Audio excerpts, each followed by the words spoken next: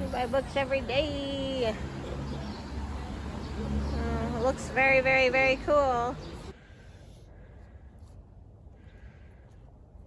Hi, it's Mo. It is the end of March, and in the beginning of March, I finished my Read What You Own challenge. The Read What You Own challenge is created by Criminali. It started as a 100-book challenge where he tasked himself to read 100 of his owned books, his owned TBR, before buying any new or used books. And then it kind of morphed and evolved into a booktube-wide reading challenge where you pick a number of books or a number of pages that you want to read off of your owned TBR before buying any new to you books.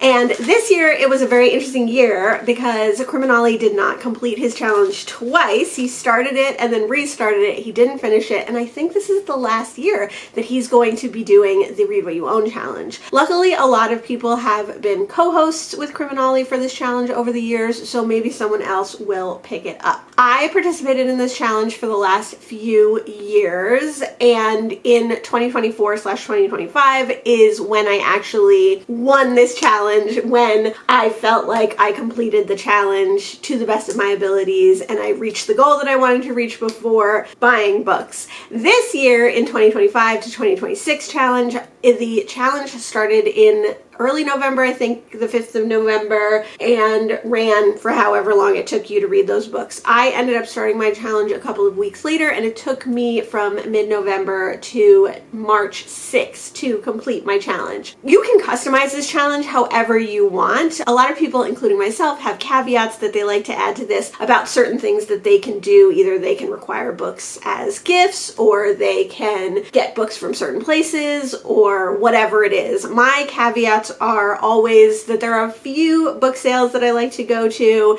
So one of them was in December, so I made a caveat that those books didn't count, but they also didn't count towards my challenge until 2026. So if I read one of those books, it didn't count. My challenge was to read 50 books off of my own TBR, or as many as I could before March 6th. And then if I were to pick up a book in that time, I would have to add a book to my challenge.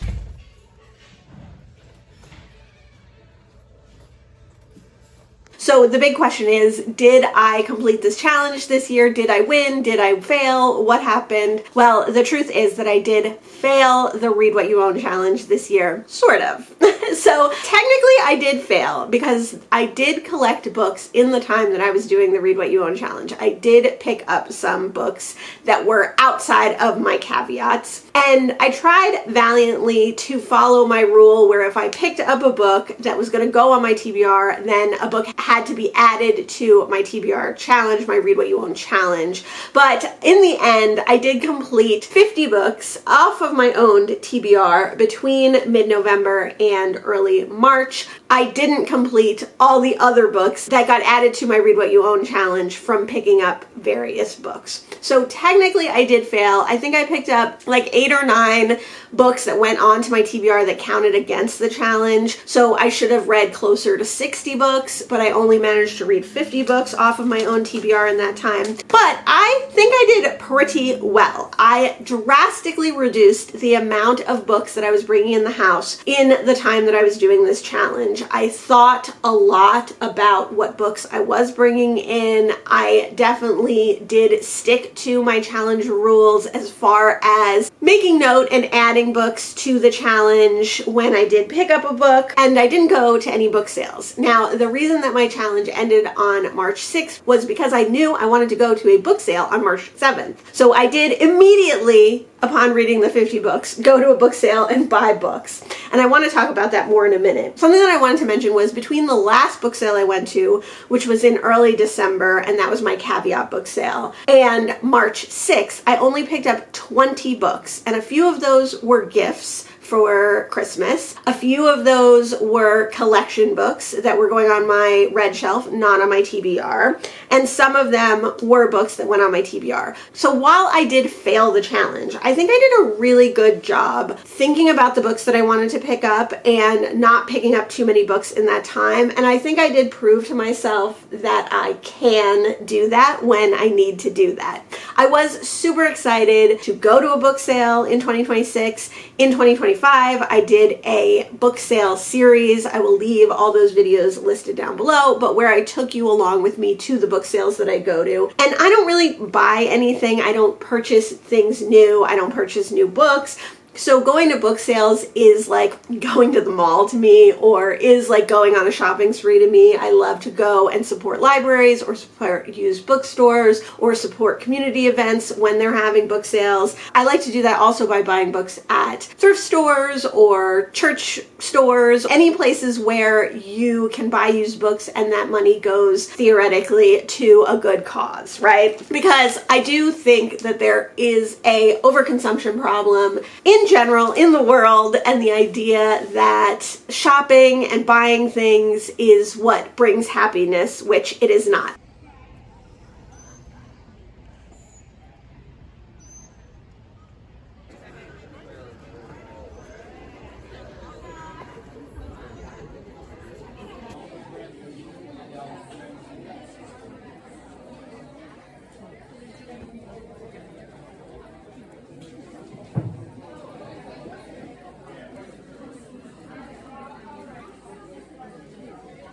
And that brings me to talking about the first book sale that I did go to in March. It was a book sale that I went to last year. It was up in Chatham, New Jersey, and I had gone there and I really, really liked it in 2025. I have a book sale video where I go to the Chatham book sale. And so I was excited to go back to this book sale. It was the first time I'd gone there in 2025. I was super excited to go back, and it is a great book sale. Trade paperback softcovers and hardcovers are $2. Mass market paperbacks are $1, and then bigger books are more. I think DVDs are $1. Not the cheapest book sale that I go to, but it is still very good prices for very new books. But I will say that after those 3 months of not going to book sales, and after my time more critically thinking about the books that I bring into the house, it wasn't as pleasurable an experience for me as book sales were in 2025. I truly believe that one of the ways to end your own mass consumption is to just stop buying stuff. Now, that's much easier said than done, and obviously it does not apply to necessary things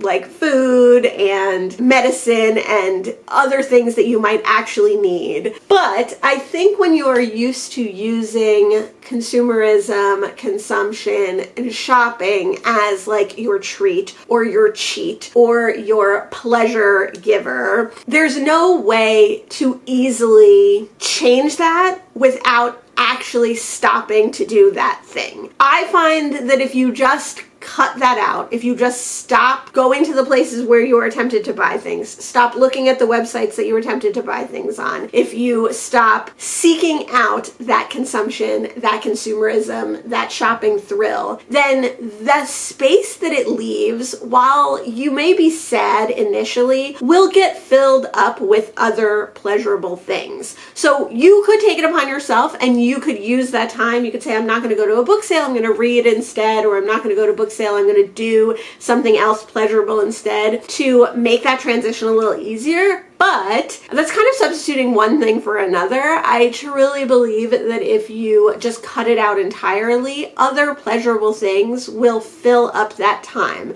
And I think because we live in a capitalist society, and I think because we live in a society where mostly they want us to be docile sheep, that we are pushed towards consumerism, we are pushed towards consumption, we are pushed towards shopping so much. So I think cutting out the things that push us to do that, watching less TV, looking at less ads, looking at your phone less, and then also just not going to the places where you feel compelled to shop will help you with your consumption.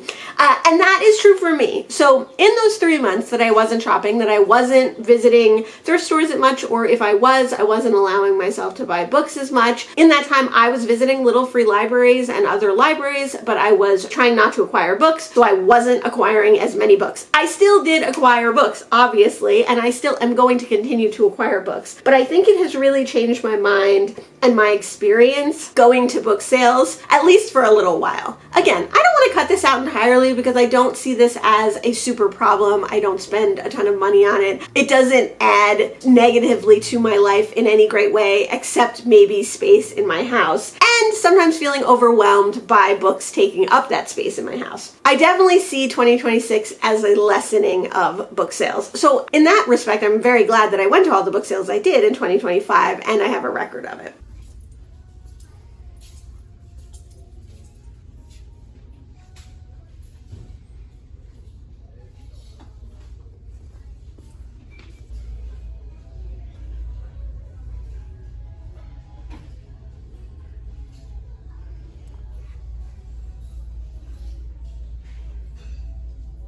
I know this to be true because I then went to another book sale the next week and I had the exact same experience. I felt like I got books that I didn't really want. I felt like I was consuming just to consume. I felt like the pleasure that I got from bringing books home wasn't as wonderful as it had been. So there's that to be said, that 2 book sales in a row, book sales in general, are not holding the appeal that they did for me after doing my Read What You Own challenge. So I think I failed my Read What You Own challenge in all practical sense, but I gained a lot from doing the Read What You Own challenge this year as well. I will still be going to book sales. I will still be buying used books. I definitely will be more selective of the book sales I go to, and when I go to those book sales, I will be more selective about the books that I bring home.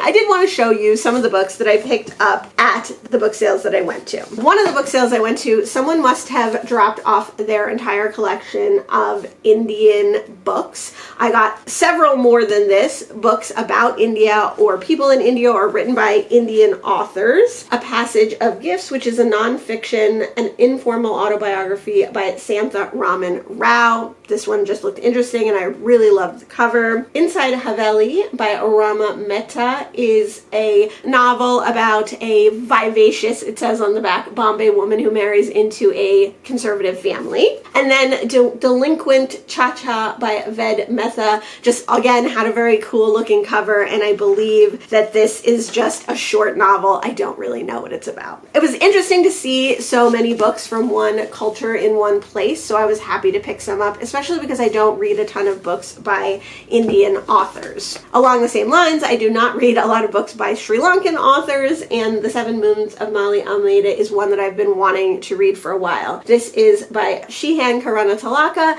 and it was, I believe it won the Booker Prize in 2022, and this is a Sri Lankan story. I'm super interested and excited to get to this one. I've been looking for this one for a long time, so this was one of the books at the book sale that I was super excited to get. I picked up The Iguana, which is by Anna Maria Ortiz, and this is translated from the Italian by Henry Martin. I love to pick up random translated books. I love to pick up older backlist translated books. I have no idea what this is about, but I thought it looked interesting. An author that I have read from before in translation is Hermann Hesse, and this is The Journey to the East. This was translated from the German by Hilda Rosner. I've read a couple Hermann Hesse novels, I think. I've definitely read Siddhartha many times, and I love Siddhartha, and I've been collecting Hermann Hesse's work. Oh, I read a collection of poetry by Hermann Hesse as well that I enjoyed. Always excited to find more of his work.